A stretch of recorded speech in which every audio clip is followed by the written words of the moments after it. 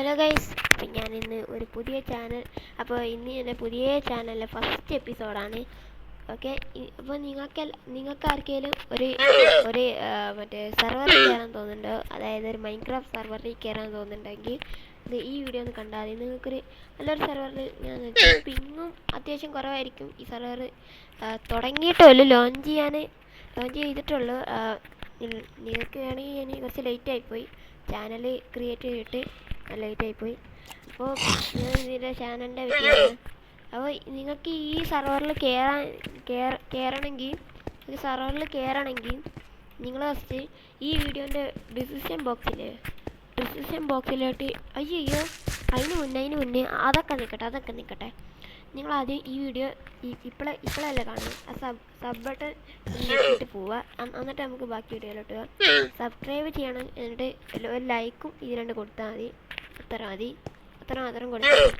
അപ്പോൾ ഞാൻ ഈ സെർവറിൽ എങ്ങനെ കയറാമെന്ന് ഞാൻ കാണിച്ചുതരാം. ഫസ്റ്റ് നിങ്ങൾ ഈ വീഡിയോൻ്റെ ഡിസ്ക്രിപ്ഷൻ ബോക്സിൽ എടുത്താണ്ട് അവിടെ നിങ്ങളെ ലാവ എസ് എം പി ഉണ്ട്. നിങ്ങൾ വെരിഫൈ ചെയ്യുക. എന്നിട്ട് നിങ്ങൾ ചെയ്യേണ്ടതെന്ന് വെച്ചാൽ നിങ്ങൾ വൈറ്റ് ലിസ്റ്റ് വേണം. അപ്പോൾ വൈറ്റ് ലിസ്റ്റ് അപ്ലൈ വേണ്ടി ഇവിടെ കാണിക്കുന്നത് ഈ മൊത്തം ചോദ്യം നിൽക്കുക. നിങ്ങൾ മൈൻക്രാഫ്റ്റിൻ്റെ നെയിമും വെർഷൻ ഏതാണെന്ന് കൊടുക്കുക. എന്നിട്ട് നിങ്ങളെ പ്ലേ സ്റ്റൈൽ, അതായത് ബിൽഡറാണോ, PP ആണോ, ഗ്രൈൻഡറാണോ, ഏതാണ് നിങ്ങളൊക്കെ എന്തെങ്കിലും പ്ലേ സ്റ്റൈൽ, അല്ലെങ്കിൽ നിങ്ങൾ ക്രിസ്റ്റൽ PP ആണോ, എന്ത് ഇത് എടുക്കുക. എന്നിട്ട് അതൊക്കെ ഇവിടെ അപ്ലൈ എടുക്കുക.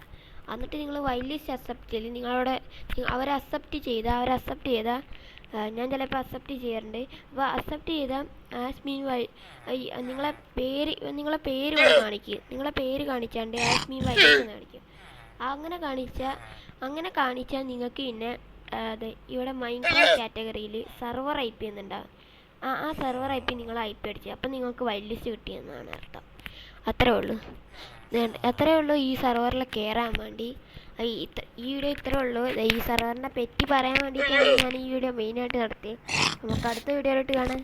Bye bye, Tata, bye bye.